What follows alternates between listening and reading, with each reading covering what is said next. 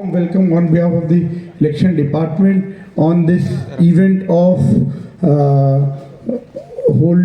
on this event of this Mission Violence Free Election 2024 launching program, where the Lok Sabha election, which is going to be held on 19th and 26th April in our state, how this election could be ensured to be conducted in free, fair and violence-free manner.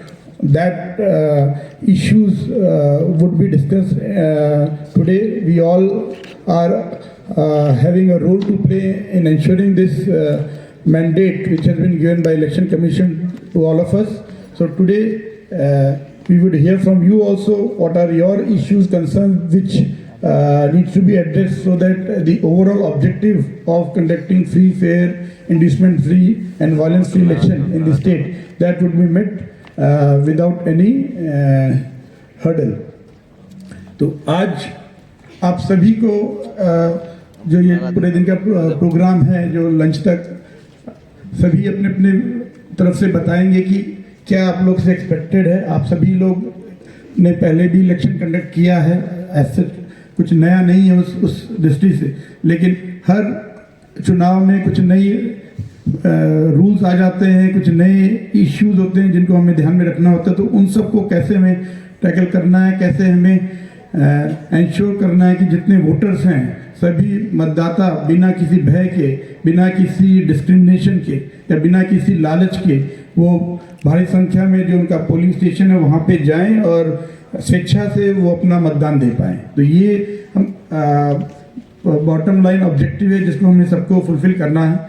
तो जो हमारा आज का जो mandate है mission violence free election, इसके लिए अगर हम स्टेप बाय स्टेप सोचें तो सर्वप्रथम जरूरी है कि हम कोई भी वायलेंस ना हो उसको कैसे प्रिवेंट किया जा सकता है, उसके लिए जो मूलभूत जरूरी हमें एक्शन लेने हैं वो हम लें. उस दृष्टि से हमें सबसे पहले सबको अवेयर करना है. सबको पता होना चाहिए कि इलेक्शन प्रोसेस क्या है, किस इलेक्शन कैसे कंडक्ट करना है. अगर वोटर को वोट डालना है तो उसके पास एपिक कार्ड होना चाहिए. उनको अगर एपिक कार्ड नहीं है किसी कारणवश या वो उसको लेके नहीं जा पाते हैं तो जो और सपोर्टिंग डॉक्यूमेंट्स वो लेके जाएं, और अगर उनका इलेक्टोरल रोल में नाम है तो शांतिपूर्ण ढंग से वो एक प्रक्रिया में वोटिंग जो पोलिंग स्टेशन है उसमें एंटर करके अपना वोट गुप्त रूप से दे के वो शांतिपूर्ण ढंग से अपना फिर जा सकते हैं. तो ये पहले हमें इसे सबको अवेयर करना है. ये स्वीप जो प्रोग्राम है उसके अंतर्गत हम लोग को अवेयर कर रहे हैं. हमारे यहाँ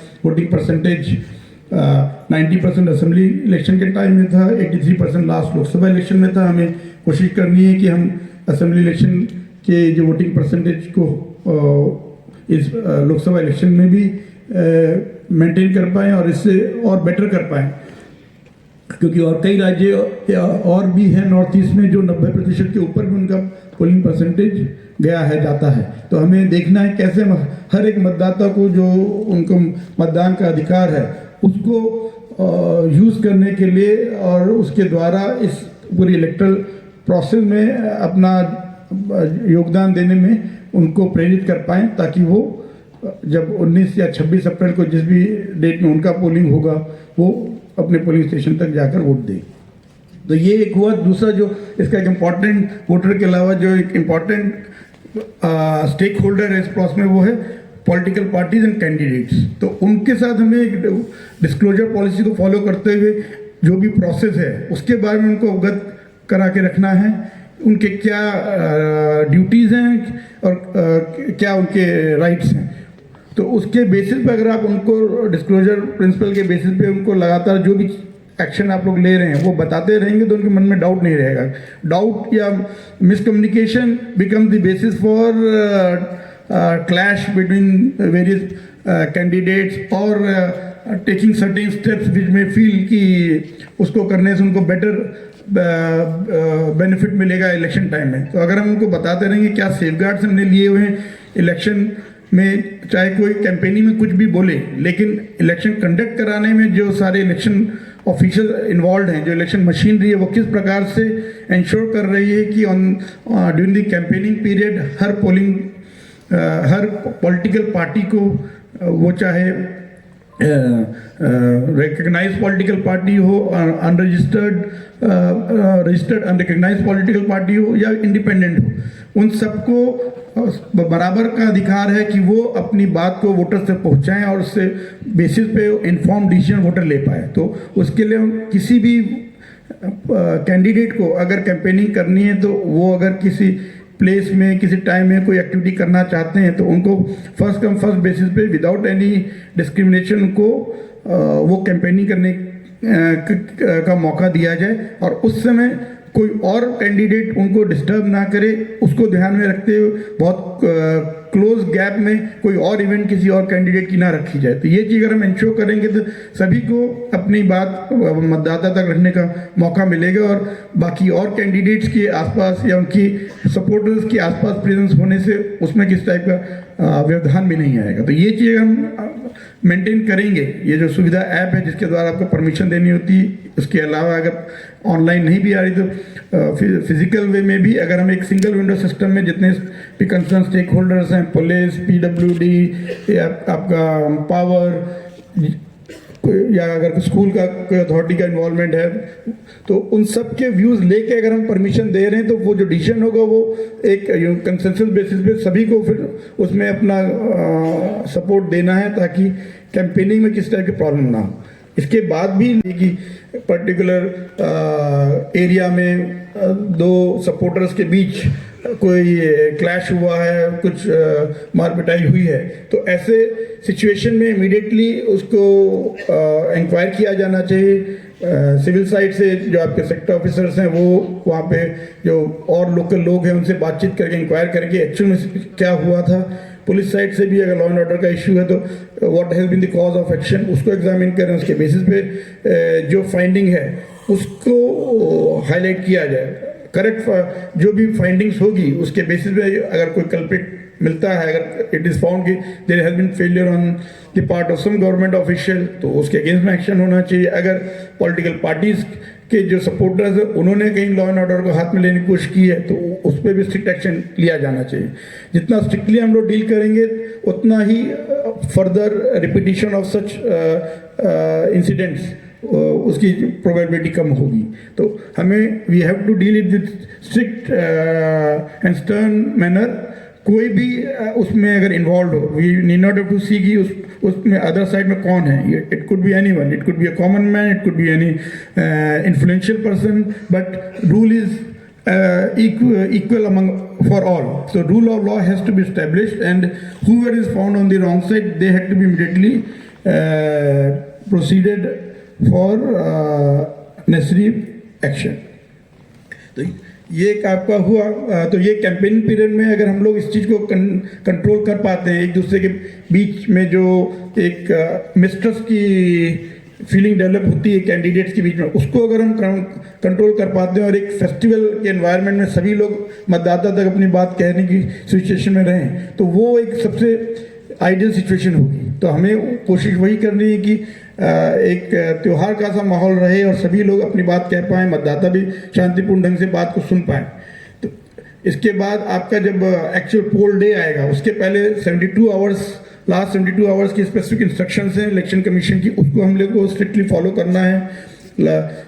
उसमें आपको हम लोगों ने जो अभी है दिया है आपको कुछ बुकलेट्स वगैरह कुछ डॉक्यूमेंट्स, उसमें ये 72 आवर्स की इंफॉर्मेशन भी दी है, उसको आप लोग स्ट्रिक्टली फॉलो करें। लास्ट 48 आवर्स में 5 o'clock पे जैसे क्लोज होगा 19 अप्रैल एंड 26 अप्रैल को, तो उसके 48 आवर्स बिफोर कैंपेनिंग पूरी तरह से बंद हो जानी चाहिए। और किसी भी असेंबली सेगमेंट में अगर कोई बाहर के वोटर्स हैं या बाहर के पॉलिटिकल फंक्शनरीज हैं तो they had to be made to move out from that constituency, ताकि लास्ट 48 आवर्स में किसी भी वे में वोटर्स को इन्फ्लुएंस ना किया जा पाए। तो इस चीज़ में पुलिस को पर्टिकुलरली जो नाका पॉइंट्स है उसमें इंश्योर करना पड़ेगा कि तो जो पहले से ऑलरेडी अंदर हैं उनको वापस भेजा जाए और 48 आवर्स में नाका पॉइंट्स में या इवन दो नाका पॉइंट्स के अलावा भी जो इनफॉर्मल एंट्री एग्जिट पॉइंट्स हैं उन पे क्लोज मॉनिटरिंग रहे ताकि कोई भी लास्ट मिनट में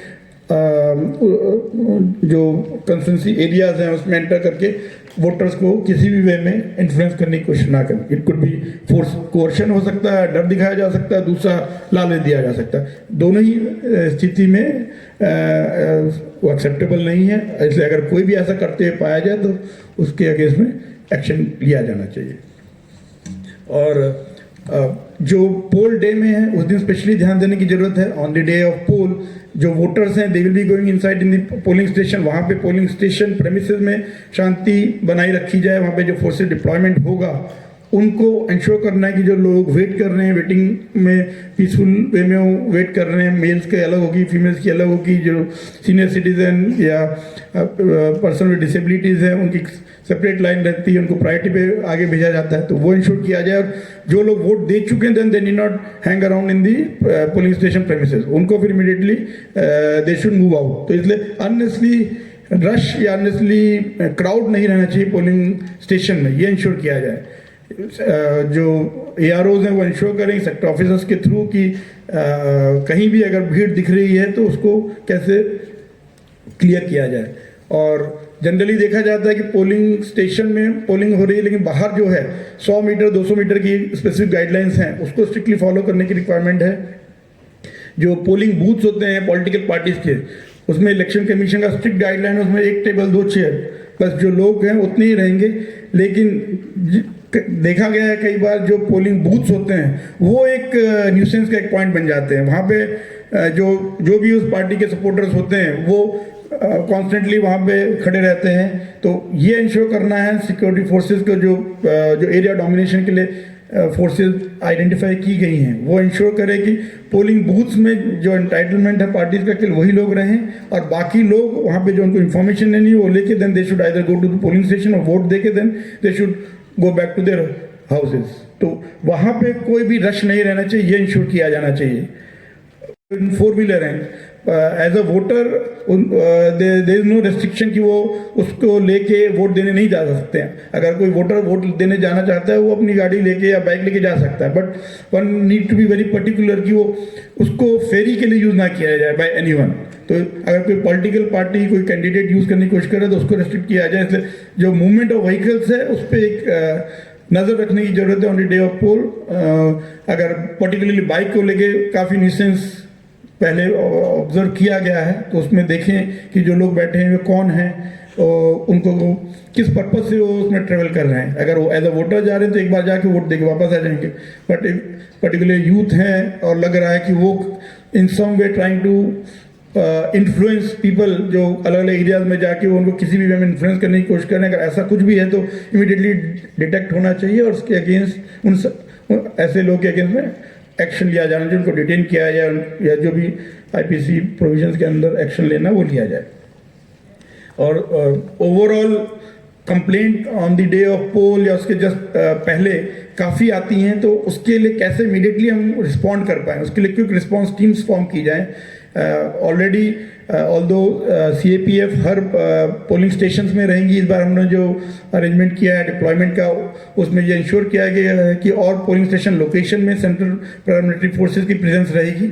इसके अलावा एरिया डोमिनेशन के लिए भी CAPF along with state TSR and state police वो एरिया डोमिनेशन करेंगे। बियॉन्ड दैट ऑल्सो कुछ रिजर्व फोर्स जो रहेगी वो इमीडिएटली अगर कभी कहीं कंप्लेंट आती है, कहीं पे अगर कोई इशू है लॉ एंड ऑर्डर का जहाँ पे mobilisation of force is required तो इमीडिएटली क्विक रिस्पॉन्स टीम वहाँ जाके उसको सिचुएशन कंट्रोल करें और जो फर्दर एक्शन लेना है वो लें। इसके लिए हम लोग को एक अरेंजमेंट रखना होगा क्विक रिस्पॉन्स टीम का। अभी होम वोटिंग होने जा रही है 10 एंड 12 को वन त्रिपुरा वेस्ट के लिए एंड 17-18 को वन त्रिपुरा ईस्ट के लिए। उस समय भी इंश्योर किया जाए कि जो पोलिंग पार्टी है along with the representatives of candidates वही मूवमेंट करें, उनके साथ कोई और एलिमेंट्स कोई और लोग अननेसेसरी उनके साथ मूवमेंट ना करें और एक तरह से प्रेशर क्रिएट करने की कोशिश करें जो वोटर्स हैं उनको घर पर। तो वो भी इंश्योर किया जाए law and order point of view से। इसको इसलिए उनका जो मूवमेंट प्लान है वो प्रॉपर्ली प्लान किया जाए और उस वे में इसको इंश्योर किया जाए कि पीसफुल वे में हो और उसके जो भी इंक्लूसिव अप्रोच इसके द्वारा ली जा रही है, जो 85 years plus and physically disabled लोग को उसके पॉजिटिव जो स्टोरीज हैं उसको आप मीडिया में शेयर कीजिए ताकि लोगों को भी उसमें इंकरेजमेंट मिले। और इसलिए जो लोग पोलिंग के दिन मतलब होम वोटिंग में जिन्होंने पार्टिसिपेट नहीं भी किया है वो on the day of poll polling देने में किसी प्रकार का उनके मन में कोई डर ना रहे। और ओवरऑल मॉनिटरिंग हमें इंश्योर करनी है। सभी पोलिंग स्टेशन में वेबकास्टिंग का अरेंजमेंट रहेगा। All polling station except for around 44 shadow areas जहाँ पे मे बी इंटरनेट अगर नहीं अवेलेबल है because of non coverage of mobile network, तो बाकी सब में वेब कास्टिंग रहेगी। ऑल्दो लास्ट असेंबली इलेक्शन में भी हम लोगों ने किया था, लेकिन स्पेसिफिकली इलेक्शन कमीशन ने वेस्ट बंगाल और त्रिपुरा के लिए इंस्ट्रक्शन इशू किया कि 100% वेब कास्टिंग होनी चाहिए।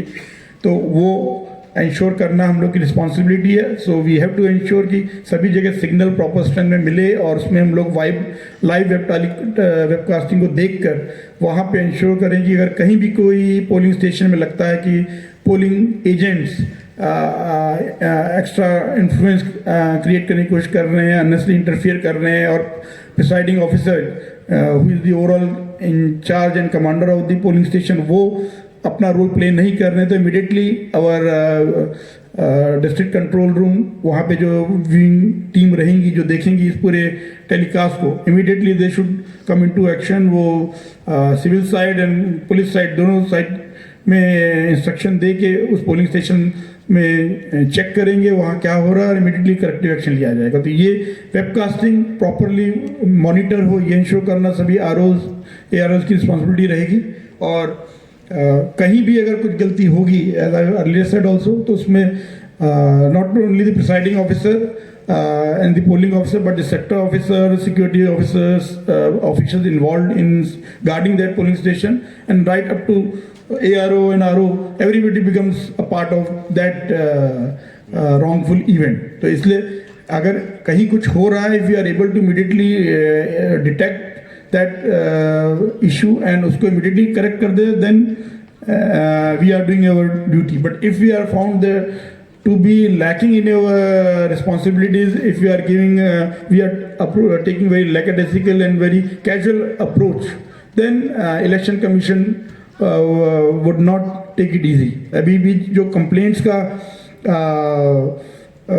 जिस वे में complaints आ रही हैं, yesterday only I got indication from election commission that they are finding it that compared to the area of the state, too many complaints are being received by election commission from Tripura, and so they are quite concerned as if the election machinery on ground is not able to control the situation, or they are not maintaining a proper communication with the political parties and candidates. That's why whatever they have to say, instead of saying it at a local level, they have to send that complaint up to the election commission. तो ये इसलिए आप लोग ensure कीजिए, पहले भी जैसे हम बोला गया है, आप लोग जो भी एक्टिविटीज़ कर रहे हैं पॉलिटिकल पार्टीज कैंडिडेट्स के साथ कंटिन्यूसली आप लोग मीटिंग करते रहें, उनको बताते रहें क्या प्रोसेस है, और कहीं भी अगर कोई टेक्निकल कुछ फॉल्ट भी आता है तो they are engineers to resolve that. ECIL engineers हैं। अगर कोई EVM रिलेटेड कोई इशू है, अभी एक कल इशू उठा था कुछ सिंबल को लेके एक कैंडिडेट के उनका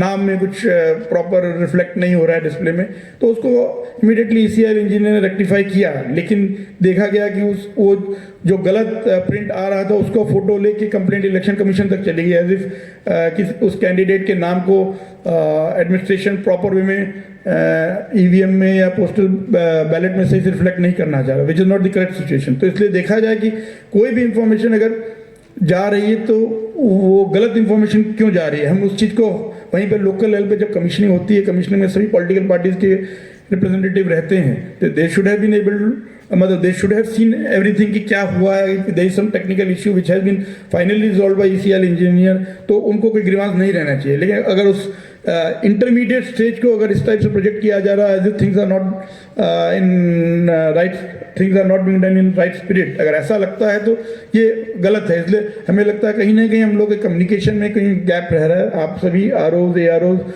से रिक्वेस्ट है, even from the security side also, जब आप भी पब्लिक से इंटरेक्ट करते हैं ड्यूरिंग एरिया डोमिनेशन, अगर आप उन सब से बातचीत करें, उनके मन में जो डाउट्स हैं उसको क्लैरिफाई करें। अगर आपको पता है on the spot you can clarify, अगर नहीं भी पता है तो आप जो भी रिसोर्स पर्सन है जो उसके बारे में ज़्यादा जानते हैं उनसे पूछ के वो इन्फॉर्मेशन आप उनको शेयर करेंगे तो जो भी डाउट्स हैं जो मन में कहीं भी उनको डाउट क्रिएट कर रहा है उसको दूर करने से उनका भी हमें प्रॉपर सपोर्ट मिलेगा।